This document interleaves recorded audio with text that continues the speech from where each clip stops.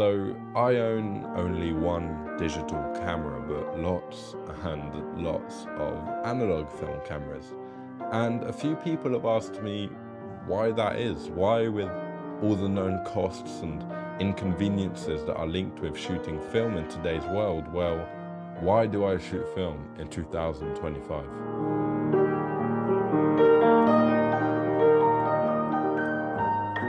Shooting on film has become more and more popular, and especially in recent years with my generation, who have, I think, found a sort of love for anything analog, whether that's cameras or vinyls or anything retro really, going all the way to fashion. And there's some very good reasons for that. I think the first one, which is the most obvious one, is that analog or retro things have always been in fashion, and thrifting has always been popular. So when you put those two together, then, well, all younger generations are going to find older equipment or older fashion really cool, and it's going to come back and be trendy again. But that's kind of a mundane and quite boring answer, and for me anyway, there's lots and lots more reasons of why I chose to personally shoot on film. And well, the first one is the film look. Film just looks really cool, and people always try to replicate it all the time. And you can never really replicate film. The only way to get a really realistic film look is to shoot it.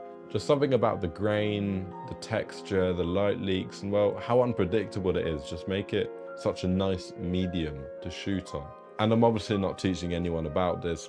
Lots of people have been shooting film their whole life from when they were a kid, or even my generation. We all know what the film look is and why it looks cool, but that is just such a simple reason. The texture of the photos. These pictures don't just look like a regular photo I've taken from the phone. They look different. It's almost like you can feel the photos. They really have got that texture and that grain that just really separate film from any digital medium. And there's something about that idea of wanting to feel your photo that transcribes when you want to take your picture. You have to be a lot more patient. You can only take 36 pictures per roll, or 24 even sometimes. So you do have to be a lot more intentional with your photos, which I just think is such a nice and relaxing thing to do, especially in today's world where everything seems very oversaturated and there's so much media and content available. And having to slow down and take pictures on a non-digital camera just feels sort of therapeutic in a way. And this might feel really over the top, but what I've noticed the most when shooting film in the last couple years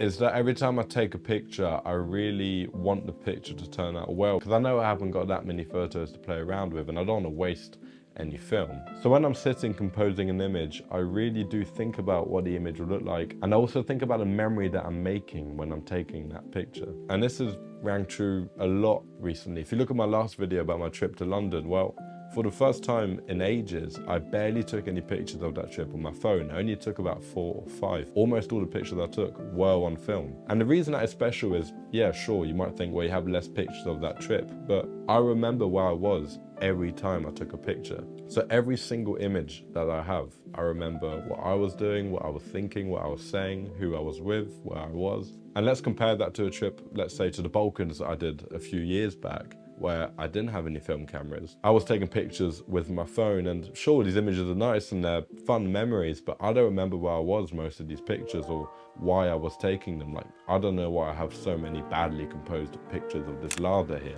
So you have to slow down when shooting film, and it's the same when you've done your roll and you've sent it to the lab and you finally get your negatives back. You often have to wait days or weeks even until you get your photos back, and every single time I'm so excited to see my results. So when I come back from a trip like the one I did to London, well, I've got a second round of excitement because the trip's done, and that's a shame, but I know I've got to wait a few days for my photos to come back and I can relive that whole trip once again. And that brings me to the main reason that I shoot film, which is when I was a kid, my parents would bring down photo albums and show my sister and I, and we would look at pictures of my parents even before they met, on different holidays they took together when they were my age, for example. And all these pictures, well, obviously were shot on film, and I remember as a kid always looking at these pictures and feeling a sort of sense of nostalgia. Obviously I wasn't there, I wasn't born, but that is the same feeling I get with these cameras. I was not born in any of the decades that my cameras were made in, but when I take a picture I feel nostalgic about the time when these cameras were made, or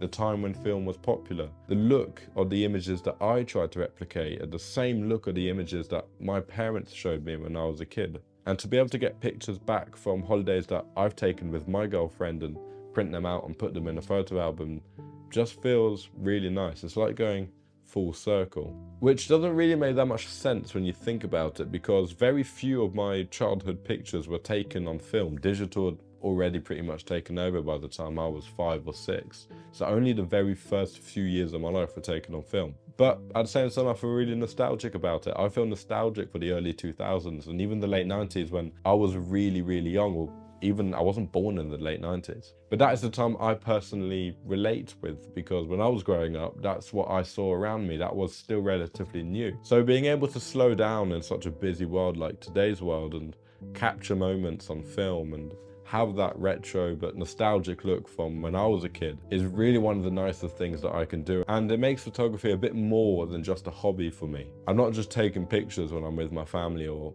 out on holiday. I'm trying to capture memories that I can then print off and put in an album like my parents did many, many decades ago. And in the last few years now, anytime I go out, my priority before taking my phone or my AirPods is to pick up a 35mm camera and go and shoot some film. And that is what I Shoot Film 2025.